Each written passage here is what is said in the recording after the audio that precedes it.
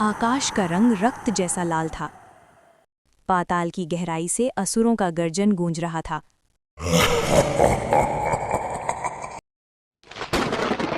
ये वो समय था जब स्वर्ग का सिंहासन डोल रहा था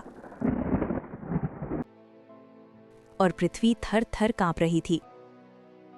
हे प्रभु, मेरी रक्षा कीजिए। असुर राज हिरण्यकश्यप ने नियति को चुनौती दी थी।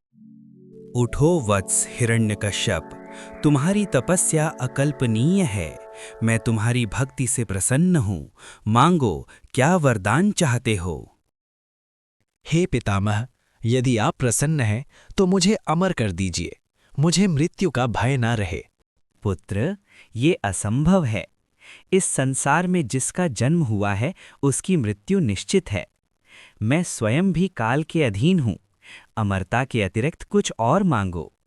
हिरण्यकश्यप मन में सोचते हुए, यदि सीधे अमर नहीं हो सकता तो शर्तों से मृत्यु को असंभव बना दूंगा। ठीक है प्रभु, तो मुझे ऐसा वरदान दीजिए कि आपकी बनाई किसी भी सृष्टि, मनुष्य, देवता, पशु, पक्षी से मेरी मृत्यु ना हो। न मैं घर के भीतर मरूं, न बाहर। न दिन में मेरी मृत्यु हो, न रात में। न मैं किसी अस्त्र, हाथ से फेंके जाने वाले से मरूं, न किसी शस्त्र, हाथ में पकड़े जाने वाले से। न मैं भूमि पर मरूं, न आकाश में। तथास्तु, ऐसा ही होगा। तुमने बहुत चतुरता से मृत्यु को बांधने का प्रयास किया है हिरण्यकश्यप। ब्रह्मा जी वरदान देके चले गए। अब मुझे कोई नहीं मार सकता। मैं ही ईश्वर हूँ, मैं ही अमर हूँ।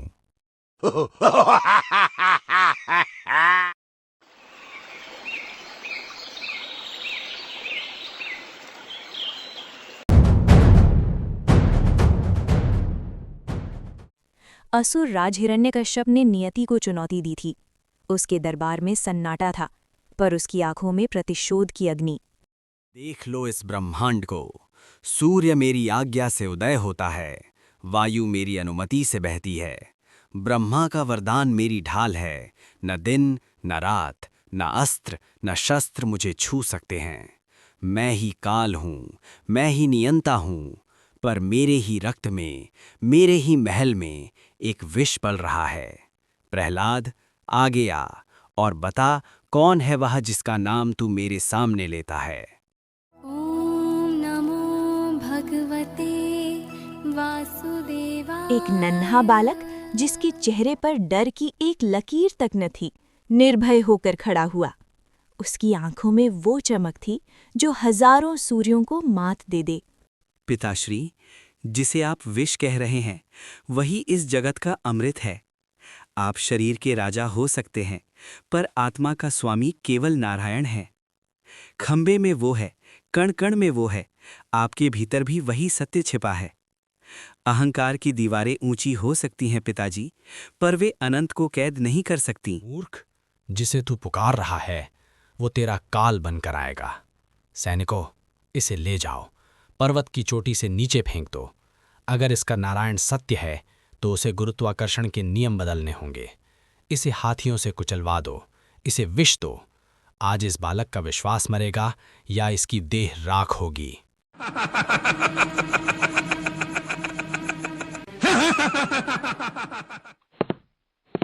अत्याचार शुरू हुए। ओम नमो भगवते वासुदेवाय। महल के दरबार में सन्नाटा था।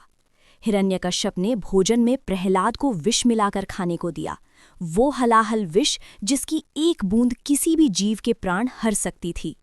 हिरण्यकश्यप दहाड़ा। देखूं तेरा नारायण तुझे कैसे बचाता है।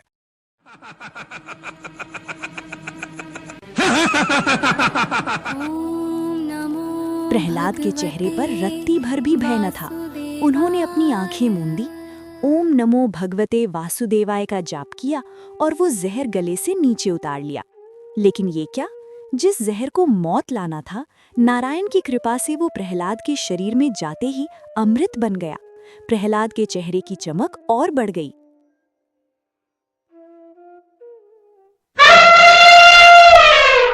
हिरण्यकश्यप का क्रोध अब पागलपन में बदल गया। उसने आदेश दिया कि प्रहलाद को खुले मैदान में लिटा दिया जाए और उस पर विशाल मत वाले हाथियों को छोड़ दिया जाए। भारी भरकम हाथी चिंगाड़ते हुए आगे बढ़े। धरती उनके पैरों तले कांप रही थी। प्रहलाद शांत भाव से नारायण का स्मरण कर रहे थे। जैसे ही हाथियों के पैर प्रहलाद को कुचलने ही वाले थे, अचानक एक चमत्कार हुआ। वो हिंसक हाथी शांत हो गए। उन्होंने अपने कदम पीछे खींच लिए और उस नन्हे बालक के सामने अपना मस्तक झुका दिया, मानो साक्षात नारायण को दंडवत कर रहे हों।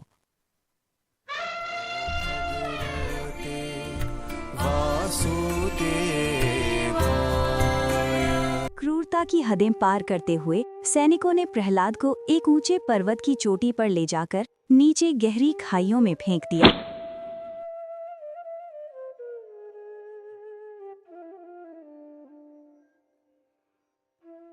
प्रभु, देखिए, उस पापी ने बालक प्रहलाद को पर्वत की चोटी से नीचे धकेल दिया है। इतनी ऊंचाई से गिरने पर उस सुकुमार बालक का क्या होगा? आप अभी तक शांत क्यों हैं? देवी, विचलित न हो। जो मेरे नाम का आश्रय लेकर गिरता है, उसे गिरने का भय कैसा? वो पहाड़ की शिलाओं पर नहीं, मेरी गोद में गिरेगा। किंतु नाथ, वह तो मृत्यु के मुख में जा रहा है। क्या आप स्वयं जाकर उसे नहीं थामेंगे? अवश्य देवी, जरूर जाऊंगा। आखिर वो मेरा परम भक्त है।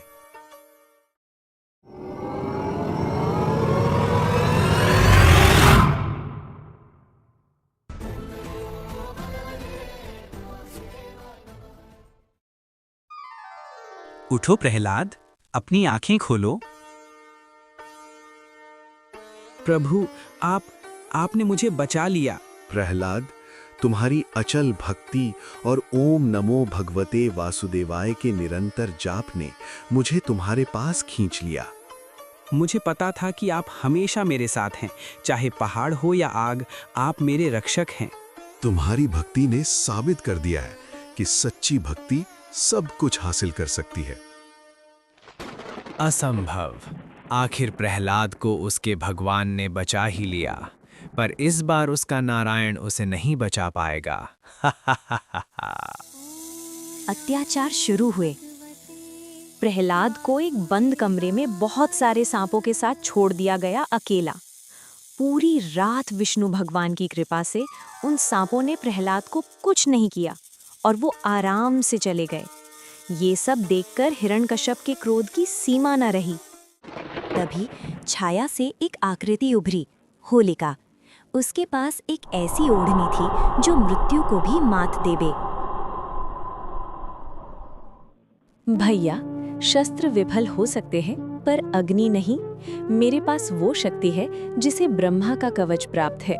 कल की सुबह ये बालक मेरी गोद में होगा और चिता की लपटों के बीच मैं बच जाऊंगी, क्योंकि अग्नि मेरी दासी है और आपका शत्रु, आपका पुत्र, इतिहास की राख बन जाएगा। अमावस्या की काली रात बीत चुकी थी, पर सूर्य की पहली किरण में कोई ऊष्मा नहीं थी। पूरा नगर महल के प्रांगण में सिमट आया था। बीचों बीच लकड़ियों का एक विशाल पर्वत खड़ा था, जिसे मृत्यु की शैया कहा जा रहा था। हवा में घी और समिधा की गंध थी, पर यह कोई यज्ञ नहीं, एक मासूम की बलि की तैयारी थी। देख लो, आज इस ब्रह्मांड का सबसे बड़ा ढोंग जलकर राख होगा। प्रहलाद, तेरा नारायण कहाँ है? क्या वो इस चिता की लपटों को बुझा पाएगा? सृष्टि का नियम है, शक्ति ही सत्य है। होलिका, आगे बढ़, इस कुल के कलंक को अपनी गोद में ले और अग्नि को समर्पित कर दे। होलिका आगे बढ़ी। उसके कंधे पर वो दिव्य रेशमी ओढ़नी थी जो ब्रह्मा के वरदान से अभिमंत्रित थी।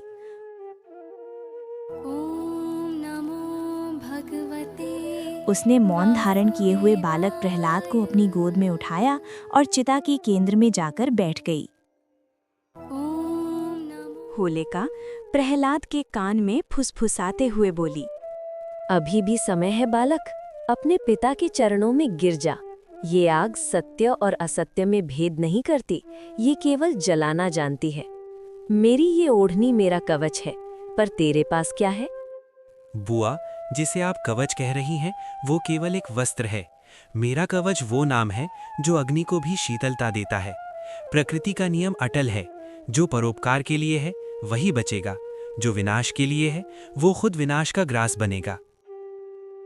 क्षण भर में लपटें आसमान चूमने लगीं, काला धुआं सूर्य को ढकने लगा, जनता की चीखें गूंज उठीं, लेकिन तभी दिशाओं का क्रम बदल गया।